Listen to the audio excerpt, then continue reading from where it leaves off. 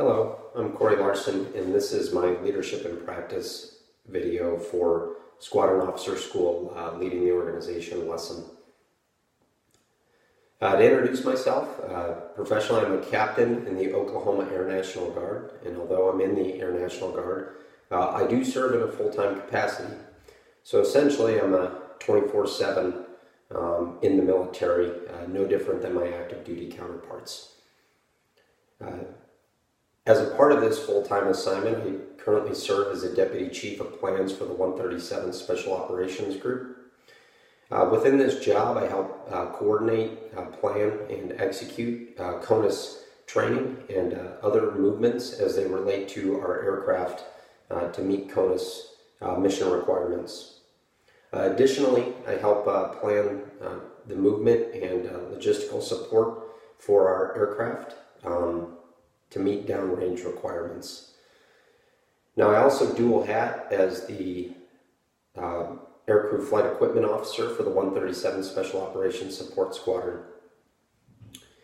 In this capacity, I help manage the program and assignment of our aircrew flight equipment and the 5 full-time and 11 part-time personnel assigned to the AFE flight. This job can prove challenging because it's managing a group of airmen who have an AFSC and a set of AFIs that I wasn't familiar with prior to taking over. However, I do generally find the work pretty rewarding. Now, on top of that, my actual AFSC is a Combat Systems Officer in the MC-12 Whiskey. Now, moving on to the second portion of the video, I was selected based off of the criteria to answer question 1, which asks us to discuss divided loyalties. It was a little bit difficult for me to think of a situation in my career which my loyalties were really divided, and particularly as it pertains to some of our readings. But the best example that I could come up with actually came from a deployment in 2015.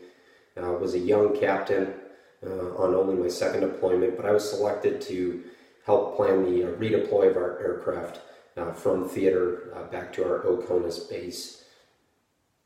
Now, during the course of this planning process, it came down from our higher headquarters through the 06 group commander we were working for that we were going to need to delay in country for about 72 hours, so 3 days.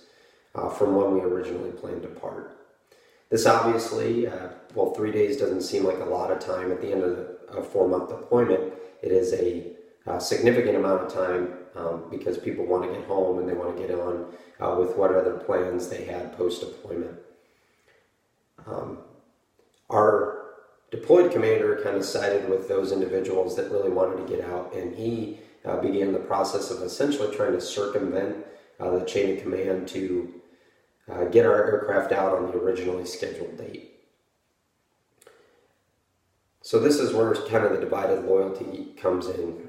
We had this large group of people, to include the commander, who wanted to circumvent our chain of command to meet the personal requirement of getting out of country on time. And then you had a small group of people, in which I was a part and the primary planner of, that said, well, it stinks that we're here an extra 3 days. We need to follow these orders, and we need to remain loyal to this obligation we have to follow our lawful orders. I think the people on the other side that were angry with us went against Coleman's stance. They viewed loyalty as an all or nothing thing, where he says that's not the case, and I tend to agree with him.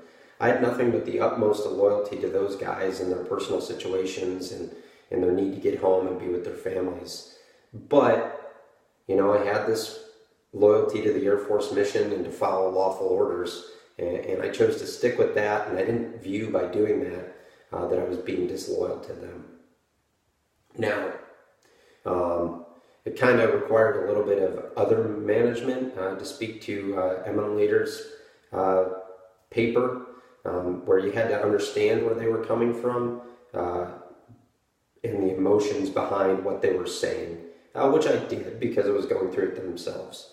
But I also had to be pretty self-aware and use a significant amount of self-management to not lash back at them with an emotional response, because that was not going to better the situation, and it wasn't ultimately going to help anyone out. It was just going to create hard feelings that might linger even longer in the organization after we got home. So ultimately, what I did was I brought it up to the next level in the chain of command, which was the DO, expressed my concern that we were departing from a path as an organization in which would shed us in a negative light. He agreed with my concerns, brought it up to the deployed commander, and unfortunately that didn't change the deployed commander's stance. And I learned a valuable lesson there that you can voice your concerns, but ultimately the person that you're working for doesn't necessarily have to go along with the way you feel. So ultimately what they decided is they were going to remove me from that planning process, and I was given a different task associated to our redeploy. I've always kind of taken that lesson with me of sometimes doing the right thing isn't necessarily doing the right thing by everybody involved. And I felt that following our orders and remaining in country that extra 3 days to meet those mission requirements was the right thing to do. And that short-term benefit of getting out of there 3 days and that gratitude that we might feel getting out of there on time was not worth compromising our loyalty to the mission. So I've always taken that with me, and I kind of carry it with me as I make decisions in other aspects of my career, and particularly as I gain a more significant leadership role within my organizations. That concludes my video, and look forward to your feedback. Thank you.